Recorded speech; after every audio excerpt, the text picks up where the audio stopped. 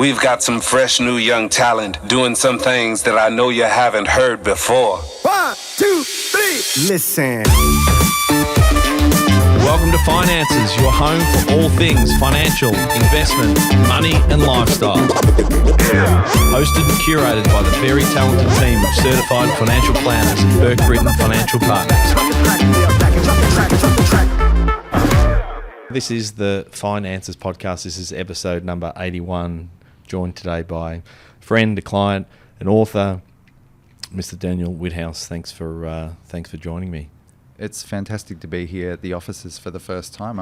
I'm very impressed, and just great to come in and meet all of these faces that have been on the podcast. I've heard all of your voices. Delta was absolutely stoked that when you saw her, he said, "I've listened to you on the podcast. Great to put a face to the voice."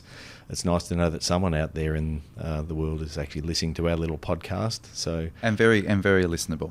Now this has been a little bit in the making, mate. I know probably 12 months ago, you said to me at one of our review appointments that you had a book in the midst, and you said, "Listen, I wanted to have you on the podcast," and you said, "Well, I wanted to hold off. The book's not quite there yet." I know we spoke just off mic earlier that the book's still. It's not published yet, but it's very close to being hitting the stands and being out there for people to read. So today I want to talk about not only this book that's about to be released. I want to talk about your other 3 books, and importantly, what those books are all about, and why, in addition to a number of other things that we'll talk about today, what has been sort of your guiding mission over the course of the last decade or so. I'm not sure whether you're happy for me to read a little bio that I found, or are you happy for me to? There are so many bios floating out there. I'd love to hear the one that you've got. Okay. So Daniel has spent a quarter of a century challenging homophobia and working on the LGBTQ inclusion, one cuppa at a time in schools, rural communities, and occasionally developing countries like Poland, Indonesia, and Sri Lanka. He's also worked with Kids Helpline, Vic Health, the Victorian Equal Opportunity and Human Rights Commission, and No to Violence, a national men's family violence organisation. It goes on, Daniel, but how does that do in terms of giving you a little bit of giving the listeners a little bit of a background about the space that you've worked in? Yeah, look, it's kind of surreal. I've spent, I think it's nearly 28 years now working. I had my start in Geelong, so I'm born and bred Geelong boy, and you have listened to the podcast. You know that we go back a little bit, so this is good. This is good. And it's very much it's great having a connection to Geelong still to this day. But I got my start in Geelong, and back when.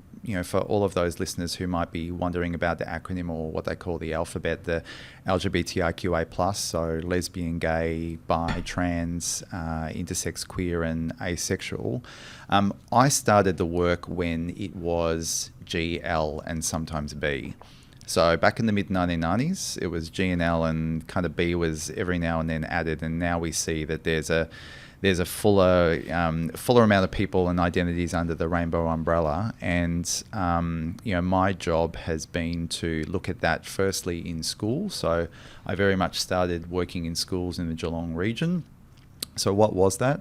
I was supporting young lesbian, gay, bisexual people who were saying that they were having a real horrendous time in schools. That was not only from fellow students, that was also from teachers as well.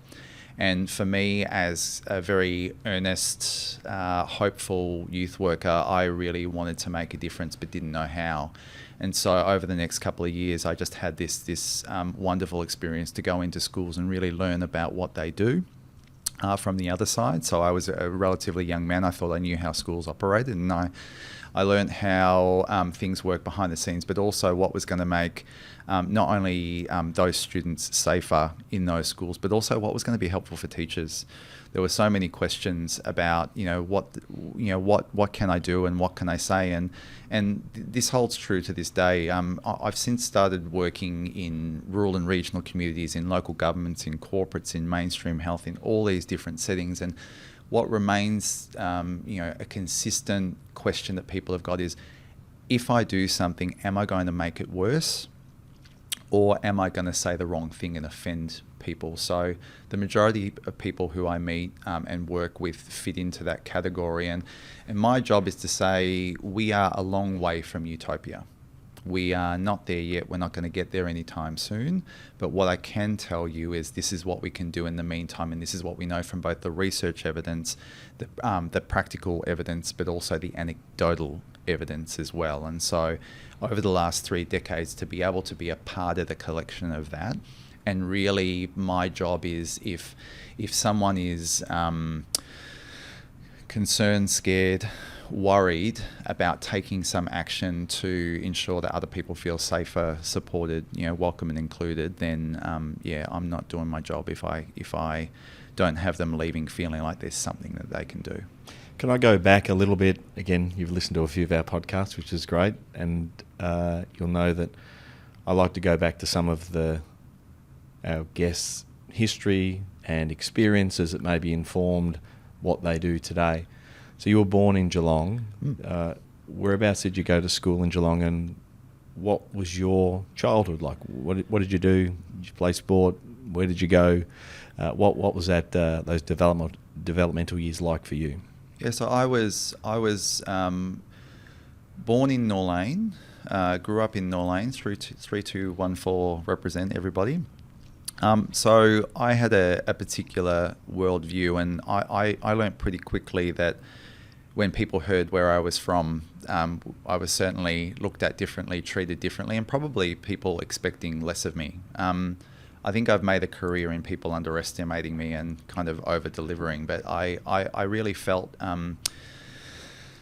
Norlane was this incredible melting pot at the time. I must admit I had a unique view. My father was a policeman for 47 years, so At Corio Station, or even before that, Norlane. So Okay. Corio was a super station that basically got all of these neighbourhood police stations into the kind of one big super station. So I remember that kind of neighbourhood community policing model, which had its pros and its cons. Let's just kind of leave that there for another conversation. But just what that meant was that my front door, most of the time, it was either people looking for my dad because it was kind of like a cop shop, or it was policemen coming to the door who were looking for dad. So most of the time I expected it was, we were an extension of the police station, but it gave me a view of I guess what was going on around me.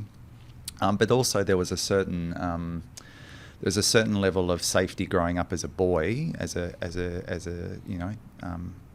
my childhood.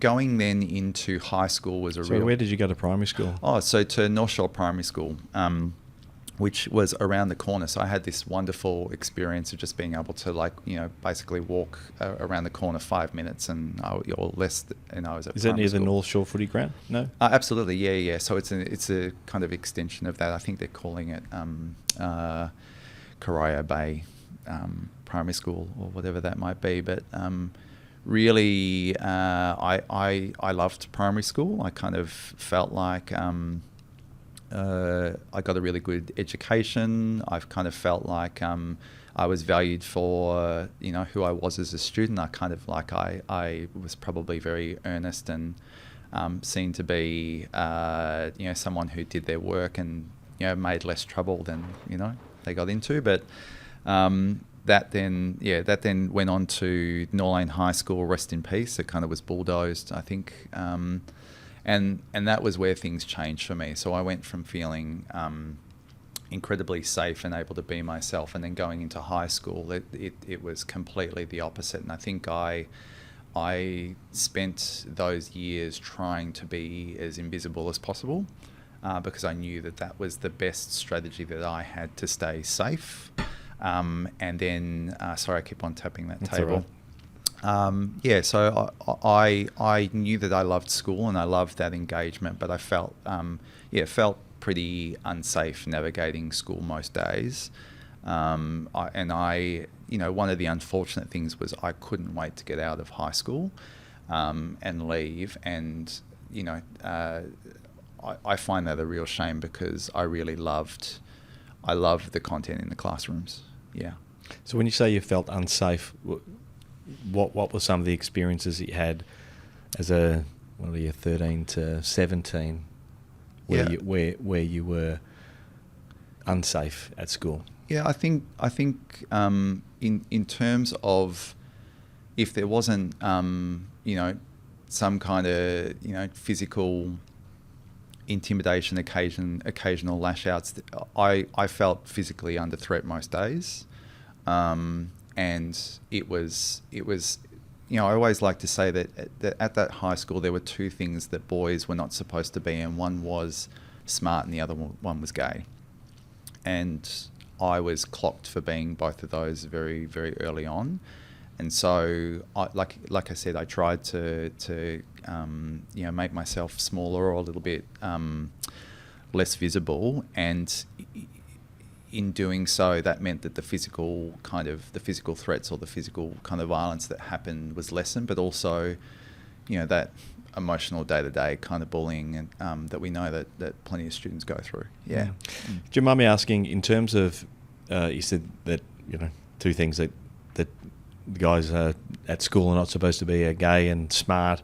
In terms of your own sexuality, in your awareness of your own sexuality in your early years, how did that evolve, and at what point were you either aware yourself, I'm not sure whether that's the right terminology, or people around you were aware of your sexuality and therefore it became an issue? Yeah, I realise you asked me this question earlier about whether or not I played sport and what kind of kid I was. I was, I think the first thing to say, I was very introverted, but also I didn't want to go and play things like football and cricket, and my poor parents, my older brother, they were very, very disappointed because I wasn't a boy's boy like my older brother was. And so the reason why I didn't want to engage in all of those those things was that for me it meant that I had to be around groups of boys, and if I was around groups of boys then I was likely to be unsafe because I was seen to be, Daniel's very, very sensitive, and he cries really easily, and he, doesn't seem to have, the thick skin that, we think his older brother has. So for me, I knew that if I avoided those situations, including Cubs and Scouts and things, and, again, I don't think my father ever got over the fact that I didn't become a Cub and a Scout and all the rest of it. And so I chose to do things that were more solitarily and solo, and I look back now, I didn't kind of appreciate it at the time. And in terms of my own awareness, I knew that there was something, I couldn't be more different than my older brother. And so that was my first kind of inkling that something's not the same. And I always say to people that the first time Can you remember, sorry to interrupt there, Can you remember how old you were? Yeah, look, I would have been, we're talking about, probably grade 3, grade 4. I was aware that people were noticing differences between me and my brother, and I was often, it was often said to me, why can't you be more like your big brother, or how come you're different? Who said that? From parents, from my brother himself, from my sister, from cousins, from teachers. Your siblings can be kind, can't they? Like I think I certainly had the full range of experiences with my siblings, and even them trying to kind of understand why I didn't kind of fit into this box. And I always remember very, very well when I realised that I liked boys. It was year 7. I'd just gotten into high school, and there was a show on at the time called Baywatch. And every boy talked about Pamela Anderson, and I remember that I watched the same show and I went, I don't seem to be preoccupied and obsessed with Pamela Anderson the way that they are. And I realised that I wasn't looking at Pamela Anderson. I think she's fabulous, but I was focused on the male lifeguards, and that was when I first started Kelly to Slater. go. Was Kelly? I don't think Kelly was he a lifeguard? He was just a surfer. He's a handsome man too. Absolutely. Look. They were all, and back then, this is no slight on Norlane at the time, but they were all good looking in comparison to the examples I had around me. So I was, I really enjoyed that, and that was when I started to think, okay, something's different. And I don't think at the time we're talking mid 80s to late 90s, so it was a different time. I think for those who weren't there, it was a wild time, and I think that for me, I just realised that I got clocked for being gay before I realised I was gay. I was going to ask that question before. Was it inferred that you were gay, or were people, or was the attention you got at least early on because you were more sensitive, more reserved, more different than the other kids? So Yeah. I mean, I think people were throwing around the slurs for everybody. I mean, it's certainly a word. Like, we know this from evidence in schools that that's so gay and poof and all the other kind of slurs that can happen. That happen with regularity, but these became more and more targeted the older that I got.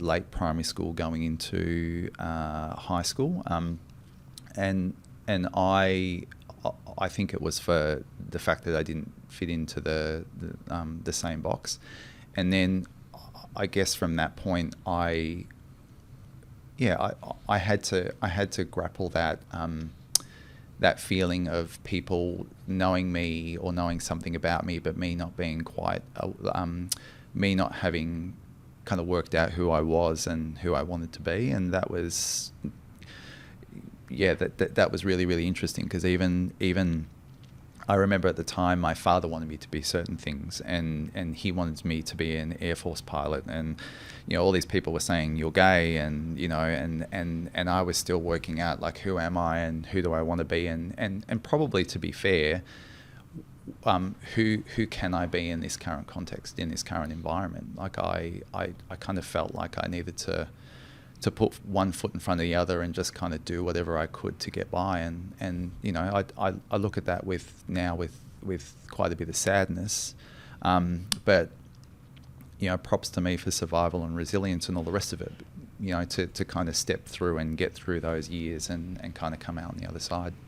Yeah, I think about, as a parent now, as a father of 5 kids, and I think as a student I was a pretty good kid, but I look back at some of the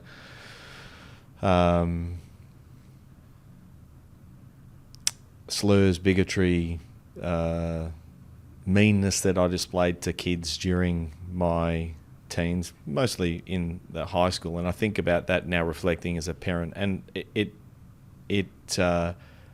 like, I'm concerned about my kids. Like, I worry about my kids a lot, and I see just how much, like, my 2 eldest girls that have gone from young girls to women over the course of the space of 3 years, and just how much is going on in their life. And I've got Alfie, who's my third born, and moving into those developmental years, just how many challenges kids are getting from all directions to be out of the ordinary or a little bit out of the box, just adds another layer of complexity that kids need to navigate. Now, as you said, props to you, you made it through, but you couldn't wait to get out of there. As you exited high school, what were you thinking? Other than get me the hell out of here, what were you thinking the next phase of your life, your career, even if that's what you were thinking? What did you think? You obviously weren't going to the Air Force. Sorry, Dad.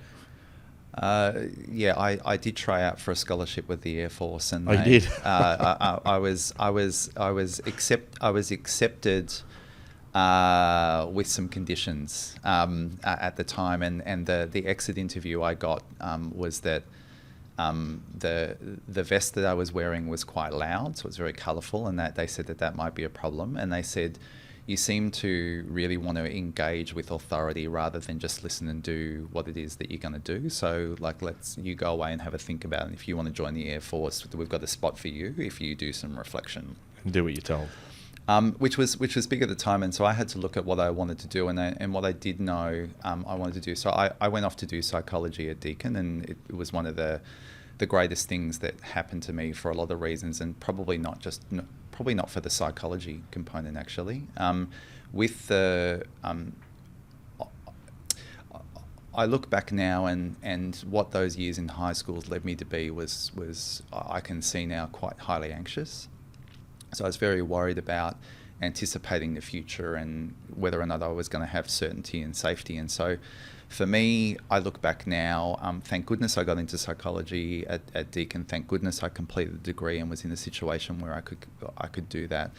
But for me, it felt like an all or nothing. It felt very black and white at the time. And so I look back now and go, wow, I wonder what would have happened if that hadn't been the case. But I was able to go to university, and what that did for me, it did a couple of things which changed my life. And so the first thing was, for the first time I realised that there was the ability for critical thinking. So literally, it wasn't until 18 where I went, I can think for myself. I can have independent thoughts and opinions, and I can think differently, and I can ask questions, and I can be critical, and just that independent critical thinking is probably the top thing that I got from university that I'm just so grateful for to this day, because I didn't have it beforehand. And then the second thing was just seeing that there was just a world of information and experiences and theories and models and opportunities to, just the whole thing about, 101 at uni was just like, let's look at it from this perspective. Let's look at it from that. What do we see? What do we don't see? And what does this add to it? And really for me, someone who really, lived in his head in order to, kind of get by, to have that available to me was it changed my life. It absolutely changed my life. And from that point on, I was able to start doing the work that, I'm sitting here describing today, and the stuff that I've been able to write about and, do things, like I said, for almost 3 decades. It's kind of surreal to look back. Did you have a vision post-school that it was going to be psychology, and then you were going to be in there advocating for people that had gone through some of the similar experiences that you had, or was psychology like, oh, I'll do that. That's what I got into, or where was the sliding doors moments that actually saw you ultimately doing what you're doing today? Yeah, I think it was clear that I knew that from a very young age, I was told that I was a good listener. I was told that I was very, very intense, and that I was a very good person to talk to, and people felt that they could share anything and everything, which meant that I got used to listening a lot and also asking lots of questions. And I now can go back and see that was a safety strategy. So I was like, if I focus on you, then you don't focus on me, and then I get to kind of be a little bit more invisible. And so I got really, really good at that. And I thought, well, maybe I should be getting to psychology, because people tell me I'm really good at working with people and listening to people. Where I thought that I would be is I thought I might, for people who weren't there, in the 1980s, there were these sitcoms, and there were these cool dads who would wear jeans, sneakers, and a suit jacket. And I thought that might be me working out of the front room of my house in private practice, like counselling people, and that was kind of my dream at the time. But the sliding doors moment came when I wanted to volunteer. I felt that in psychology at the time, I saw my friends who were doing nursing and education, they were doing placements. And I said, I don't really think that I'm work fit. I actually need to go out and do some placements. A long story short, there was a gay and lesbian young people support project in Geelong that the City of Greater Geelong Youth Services ran. And I walked in one day and I said, hey, I want to volunteer. And they said, oh, okay, that's really interesting. We don't have volunteers. Are you sure? And I'm just like, I want to volunteer. And they're like, okay, like if you come back at that stage, it was Thursday afternoons, come back and you can help. And 6 months later, they said, "You're still here and you're still volunteering. What's going on?" And I said, "Well, I'm here to help and I want to contribute, and this is great experience." And they said, "Usually when people say that they want to volunteer, they come in, they're looking for a boyfriend, they find a boyfriend and then they leave." And so here was me, no boyfriend, still volunteering, but very focused on wanting to do this work. And then from there, they had seen me volunteering, and the manager at the time, this incredible heterosexual guy who used to play for Essendon Football Club, he's like, "Mate, I like what you do, we should get you some work." And then all of a sudden I was on my way to being a full-time youth worker that included this work with gay and lesbian young people, but also included work in schools and working all of these different programs. And really, for me, I see that as that's my big sliding doors moment in my life. Were you at uni when you were volunteering, or was it after uni? It was the end of university. Okay. So I was volunteering, and then when I finished my degree, they just went, if you want work, you should go for it. You should come and work for us. And at the time, I realized after I finished my degree, I actually got a call, and they said, you are in the prestigious situation where you are the first person to choose their honours subject and their professor. You can have any topic you want. You can have any professor you want. You have earned this. And I said, "Thanks very much. I've got to defer. I'm cooked." And that was when everything that had happened leading up to that stage caught up to me. And I just said, I just can't do this right now. And for a professor of psychology, the top one at Deakin at the time, absolutely just blasted me down the phone and said, "You cannot say no to this. This is you've worked, and we never offer this." And I said, with all due respect, this deserves someone who's going to be fully engaged, and I can't do that. And maybe you can't understand that. Maybe you're not supporting me, but I can't do this. And then what I realised was that I had just spent 3 years on 100% of the time. Without going into it, there was disconnections with my siblings and my friends, and I had a partner at the time, and that relationship broke up. And that was because I was so obsessed with getting good results in university, because I thought if I got this offer of being honours, then that would lead to the rest of my life and I'd be okay. And what I realised is I just needed to step away and go, "Who are you?" Yeah. That first roll out of uni, which was it with the same support network, the Geelong lesbian? So how long were you there for? I was there for, in the end, I think it was 6 years. And so what we saw was it went from being just a kind of drop in and kind of Does it still exist? Well, absolutely. So since that's happened, is that they have been funded by the City of Greater Geelong. They've got recurrent funding. They are now a fully fledged program. I can't believe that it's still running.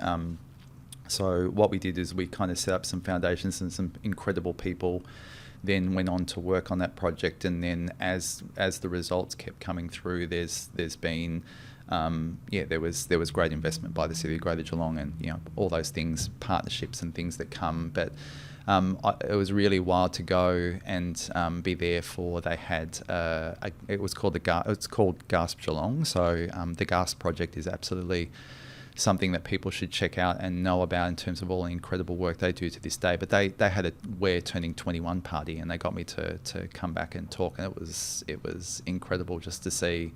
When was that?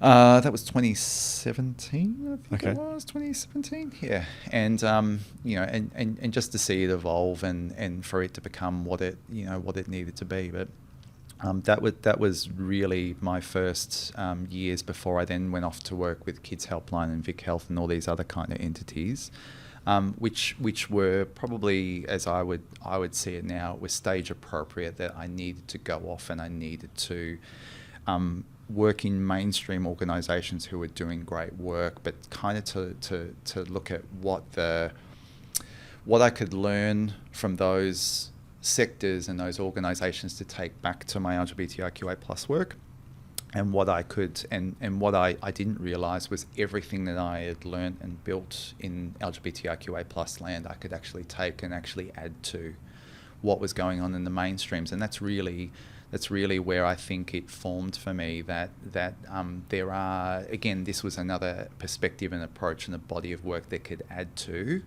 I think sometimes when I work with, whether that be schools or corporates or local government or mainstream health, sometimes they can think if we do this work, it's at the expense of other things.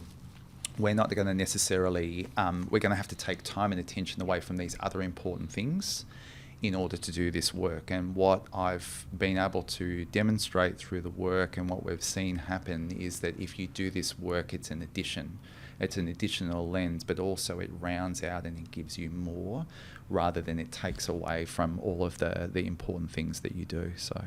So directly after your role with what is now GASP Geelong, was it, were you employed by Kids Helpline, Vic Health, or were you consulting? What were you doing there? I absolutely was employed by them. So I was working those jobs. And in 2003, I made a decision to go part-time. So I was working part-time with Vic Health, and then part-time I was working on this work. And so by that stage, I'd been working in schools. It had been formally evaluated by Deakin University. It was the first program in the world where after 6 weeks we could demonstrate that students' attitudes towards gay men and lesbians is significantly changed, and that was due to the program. In terms of change and attitude work, that blew people's heads off at the time, and that was one of the reasons that led to people saying you need to run workshops, you need to write a book, you need to do all of these things. And so I went part-time with that whilst I was working part-time with Kids Helpline. And then the other things in terms of Vic Health and the Equal Opportunity Human Rights Commission and No to Violence and the homelessness stuff, that was also a bit of consulting and work as well. But always with a view to all of those things that I believed in and still do some of that work. But it was all that it could be this mix of work, which meant that I could do the work that I knew that I could add to the big pod in life, which was working in schools and making it safer for these young people and making teachers' jobs, I hope, easier. And to give them the competence and the confidence to be able to make real differences in their classrooms, and for that not to just be about these LGBTIQA plus students, but also for all students. Now, there's only one of you, and sharing a message or getting out and talking to people is time consuming. It requires a lot of energy and effort and emotion to do it. A lot of people talk about writing a book. Not many people do. At what point did the decision of people telling you should write a book formulate into you saying, actually, this could probably help distribute a lot of the things that I'm distilling in my own mind and get out to many more people? And what was the first book? Yeah, the first book was called Beyond That So Gay. So we knew that was something that teachers and students were aware of, and it was my work is all about engagement. So sometimes people will look at this work if there's homophobic comments in class, or we now know people are much more aware of transphobia, etc. Is that there has to be either a punitive approach or people ignore it. They're two very common things that we see still to this day. We know this from the research evidence. And so for me, it's about how do you engage and have a conversation, because engagement is where change can exist. And then I've forgotten your question. So in terms of the work I was doing, so I'd gone part-time, but I was also running workshops. So I was running 3-day workshops for teachers, and it was chock full 3 days of content and stories and activities and exercises and getting people to really know how to do this in their classrooms. And then after a couple of years of that, I had a fellow educator who said, why don't you turn this into a book? And I'm like, everybody keeps on saying this to me. This is getting really, really annoying.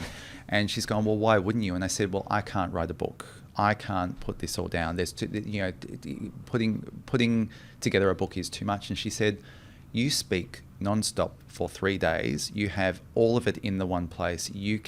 All you have to do is put that into a book, and everybody would sell like hotcakes. It'd be helpful, etc., etc.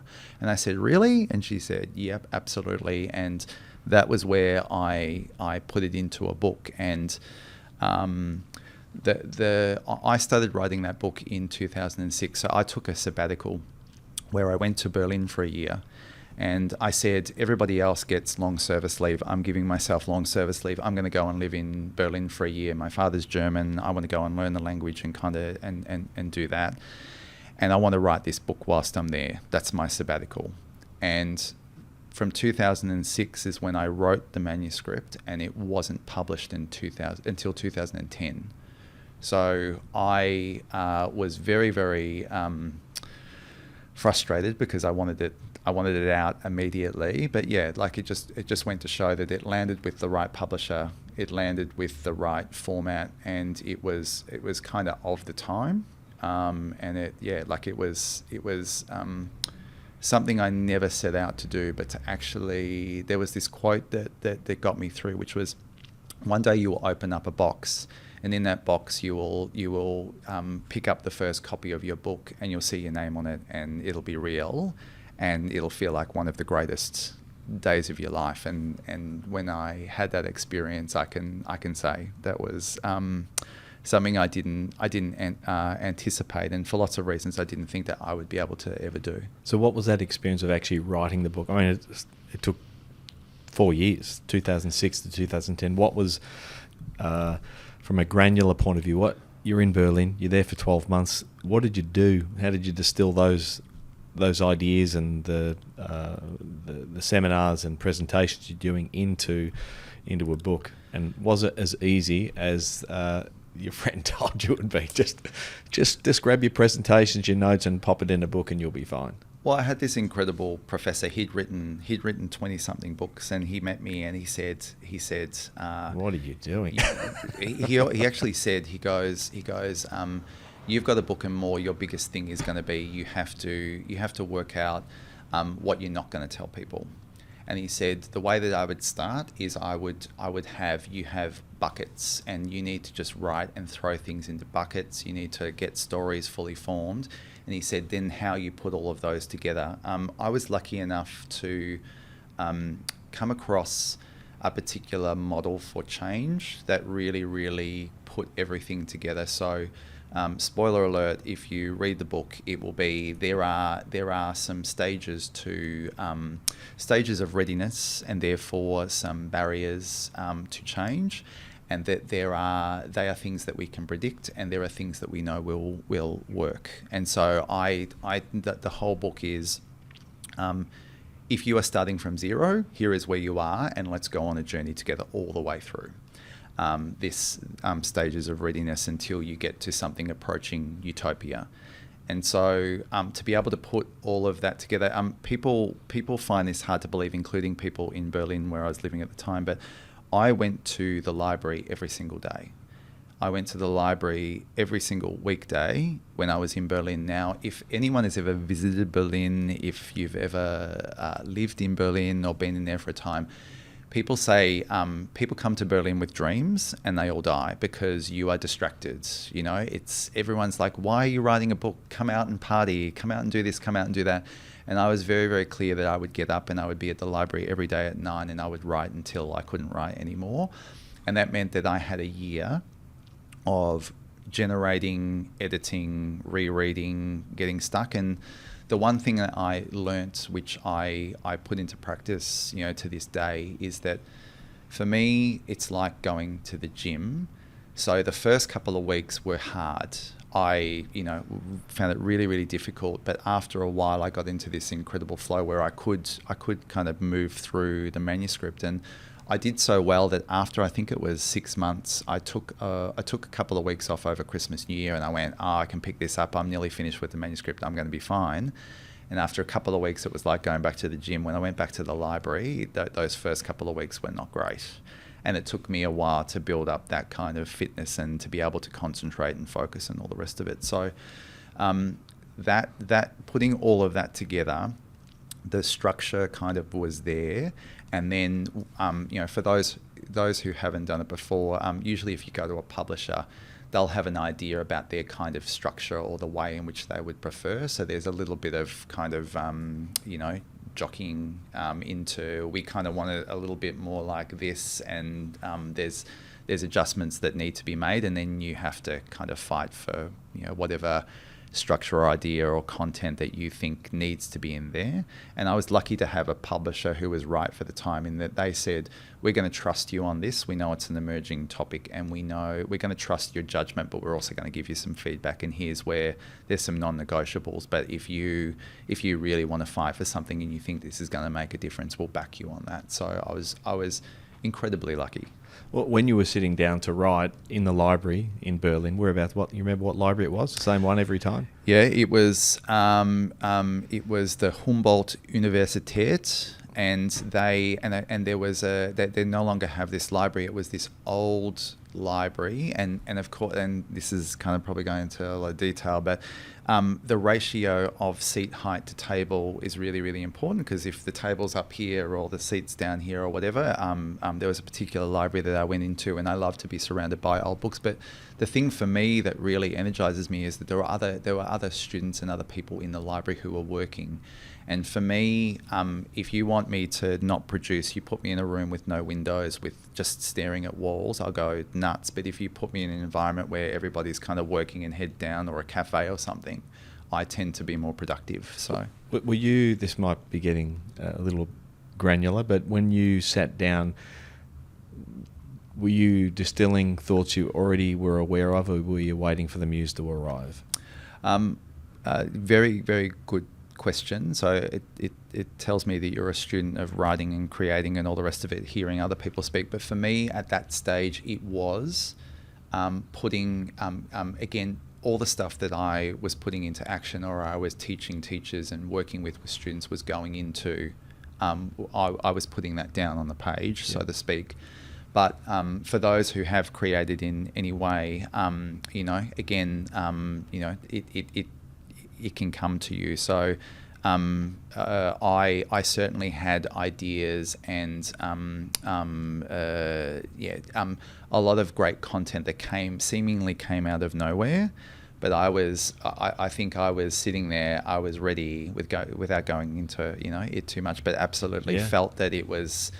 I was, let's just say that it was gifted to me from wherever it was, and I felt compelled to put it down on the page. And I think if we were to jump to the new manuscript, what's been really interesting is that I had much more of that experience. So with the first book in Berlin, it was really, really great to be in Berlin, because I felt like, because I was in this different country and this very different kind of environment, it made me see some things in Australia a lot more clearly than I think I would have if I was writing it in Australia at the time. Whereas this time, it's been really interesting to sit and write and have time. And I can tell you that I've been sitting in a cafe going, I'm just kind of clack at the keys and see what happens, and a lot more like, I'm just like, oh, I've got a lot to say on this topic. And I am told by my editor, who's been through it, she says you have a way of writing things in that's got a structure, and their chapters and their actual chapters and their sections of chapters. And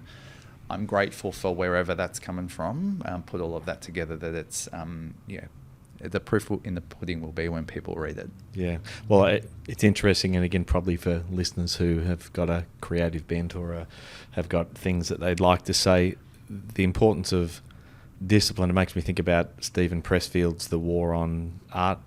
I think I've got that right, where he talks about having the discipline to sit down every day and make sure that you give the space for those ideas and the creativity to flow. Where it comes from, we're not sure always, but you've got to give yourself the space to actually be able to put those thoughts and ideas down.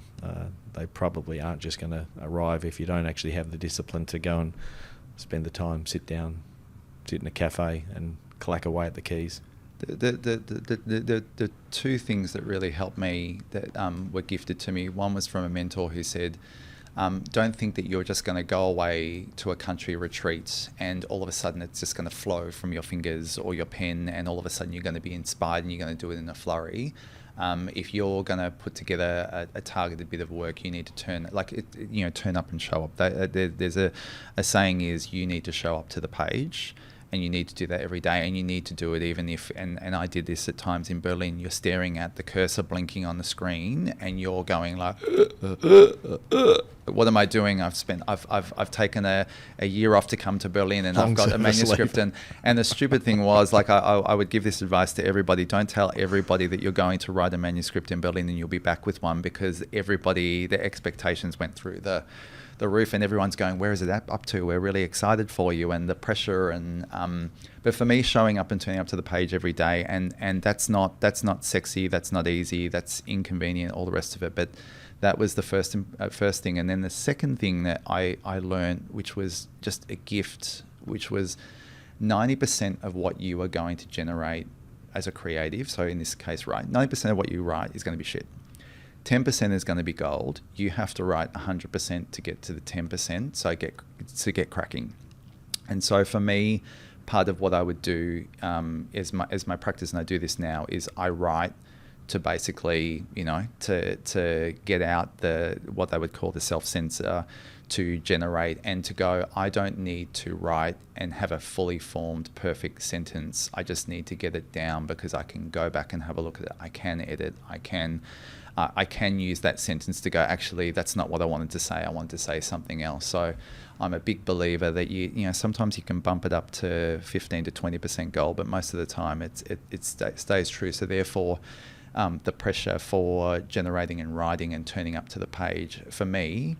Was that in your nature too? Because I can think of myself, I can get stuck on an email for an hour wanting to edit and make sure that an email's different, I suppose, because you're putting it out into the world in a short period of time. But in terms of writing, was that a learned behaviour, a skill that you had to sort of work on to say, hey, I just got to get this out. I've got to get through some of the shit so that I've got it down and I can edit it later?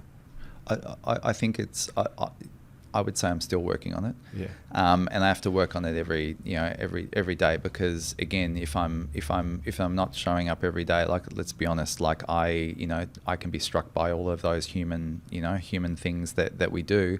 And interestingly, that thing on the email is that one of the other techniques or strategies that they gave is, if you're procrastinating or you're really, really worried about particular things like a chapter or an email or whatever that is, the most important thing is that you're writing. So, if you're writing a to-do list, if you're writing your journal, if you're writing an email, if you're writing a story that you want to do, if it's a Facebook post or an Instagram caption, all of those things are writing. And so to do more of that rather than less. So don't think, I've got that email, I've just got to do that and nothing else. It's kind of like, okay, like just maybe put that to the side and go off and do some other things and then come back to it. But, generally, I think, as we all know, is that it's my lifelong lesson to let go and not be a perfectionist. Good luck with that. Yeah, and it's still happening. And then even the process of it took me a long time to read my first book again, because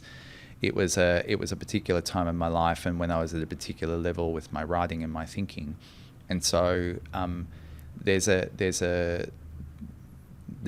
place where I've had to let go of a manuscript and go, I with the first book, I got the advice to just accept all the changes from the editor without looking at them and just let it go. And I'm very glad that I did that with the first book.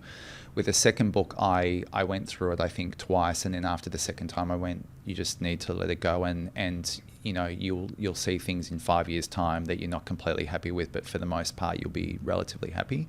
And that's where I'm at with the third. So I'm going through at the moment, like reading this manuscript, before releasing it to wherever it's going to go. And it's a process of letting it go. And then also, does it have a working title? It's called, so this is going to be called Beyond Debate.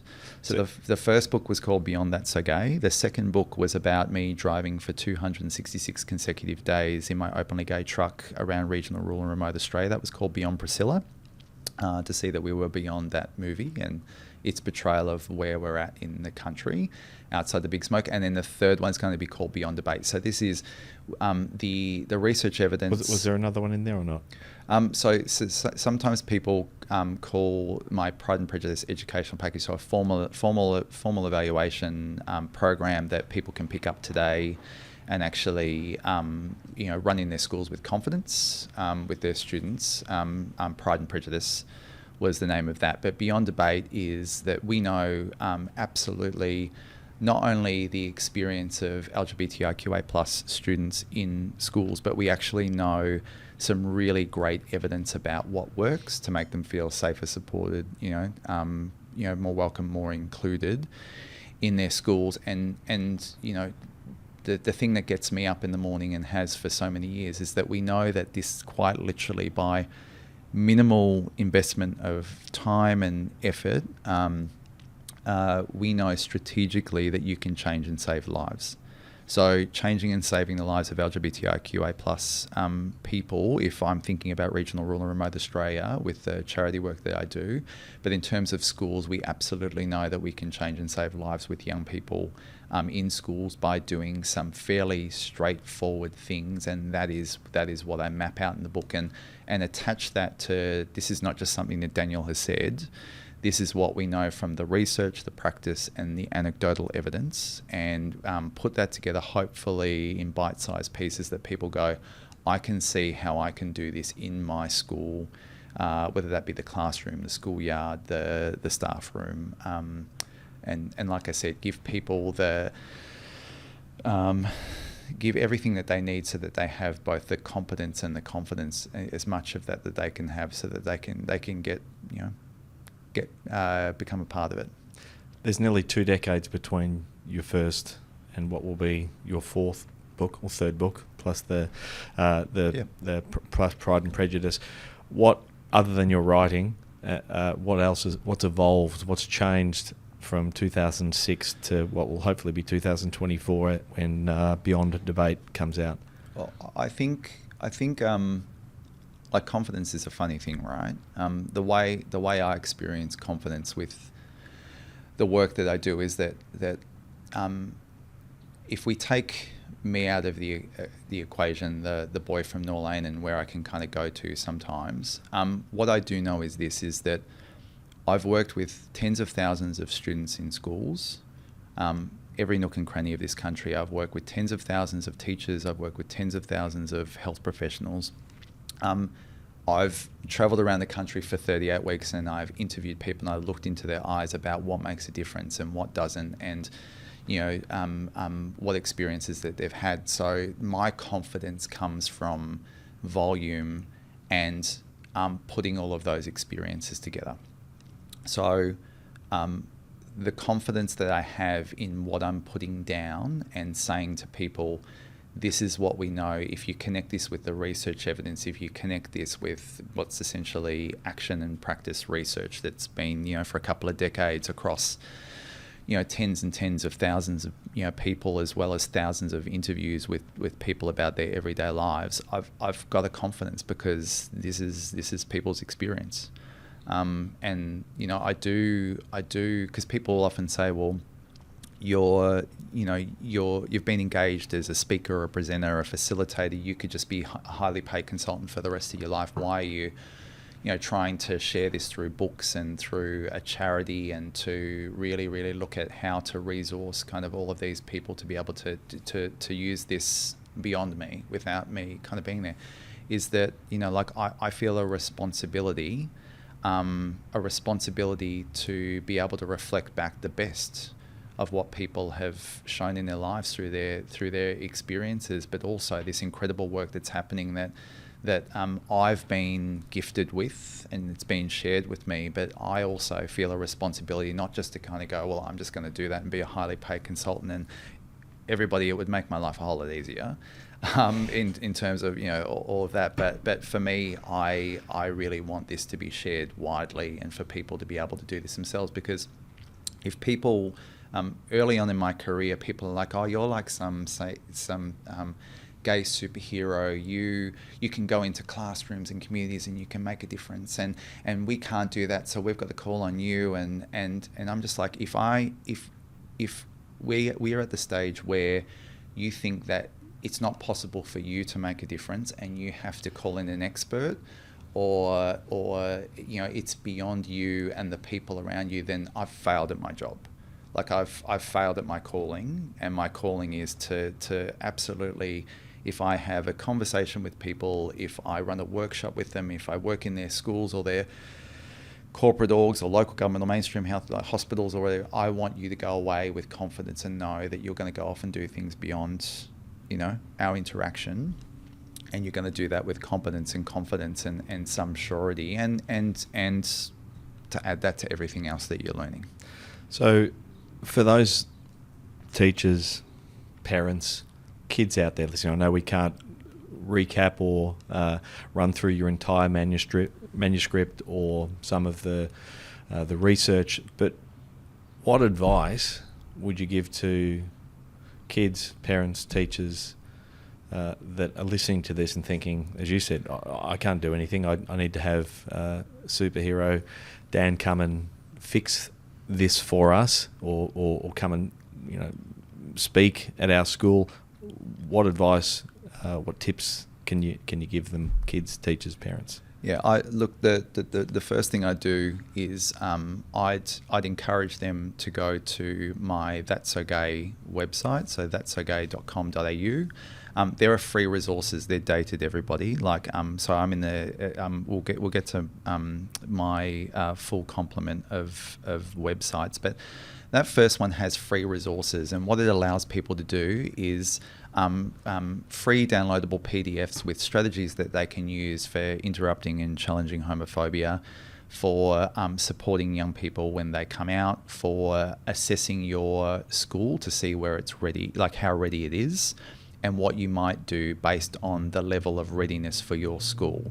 What we do know is that if you don't feel that you have a critical mass of support and an ecosystem in your school as a teacher or part of the parent and guardian, caregiver community, is that you might seek those externally. So absolutely, we know that if you go to qlife.org.au, they'll have a database of a whole bunch of state and territory-based support services.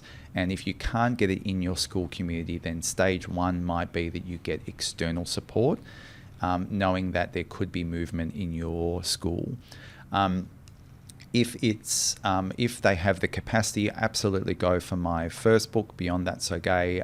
They will absolutely have the tools and the bits and the tips that they need to get their schools to the next stage. The only caveat being it's not going to be LGBTIQA plus inclusive, because when I wrote that first book, the acronym was very, very different and our understanding of the world was very, very different, but they will still, the foundations absolutely are there for them to make a difference. For students, the one thing I would say, or young people, is that you are, one thing I'm clear on after all the work that I've done is young people are experts in their safety. If they're not feeling ready, safe, okay to be able to share that to the people around them, then I trust that they're experts in their safety. But what I would say is that they need to go to -18-18.org.au, where there's a community of young people who are creating content and resources and events and things for them to actually to engage with if they don't feel ready with the people around them, in order to be able to come out, disclose. Can you say share. that again? What was it? It was -18.org.au, which is written -18.org.au. Incredible organisation again, depending on how ready people are to be themselves and share themselves, and their stories with the rest of the world. And then this is what I'm going to say, is that if you're in doubt that there is anything possible in your school, your organisation, your community, wherever you are, I urge you to go to ruralpride.au, that's ruralpride.au, and please contact me. I believe that you can change the world one cuppa at a time.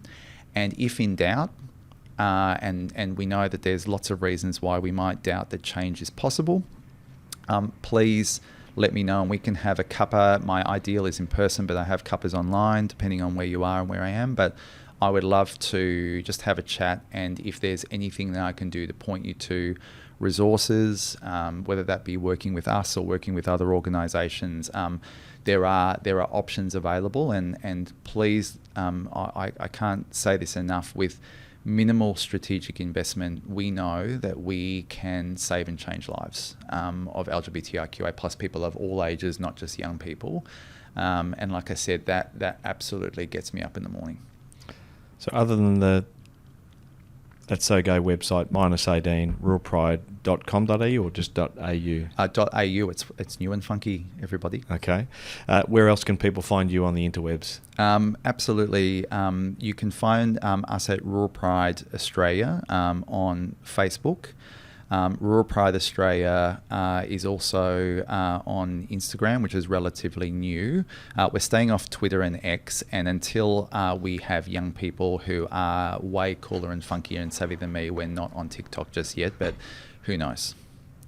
Daniel, we've been going a little bit more than an hour now. I'm sure we could continue on for a lot longer, and I think we probably need to once Beyond Debate comes out. Maybe we can have a recap on the book itself.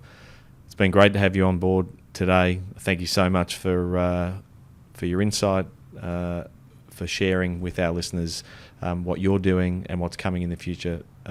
Thanks again for the chat. Thank you. We hope you enjoyed today's episode. If you're keen to understand more about how financial advice could benefit you, follow us on Instagram, Facebook, and Twitter at Burke Britain FP, or Google Burke Britain Financial Partners. Check out our client reviews, testimonials, and make a time to meet one of our certified financial planners by clicking Book Now on our website. Thanks for listening. Any information contained in this podcast is of a general nature only. No account was taken as to the objectives, financial situation, or needs of any particular person. Therefore, before making any decision, listeners should consider the appropriateness of any information with regard to their particular objective, financial situation, needs, and seek independent advice from a licensed professional specific to their circumstances. All right, hit it. That translates to don't be a moron and act on what some random person says on a podcast. Take personal responsibility, do your homework, ask questions, and speak to an actual human that knows what they're talking about before you do anything. PB Financial Solutions Proprietary Limited, trading as Burke Britain Financial Partners, are authorised representatives of AMP Financial Planning Limited, AFS, licence number 232706.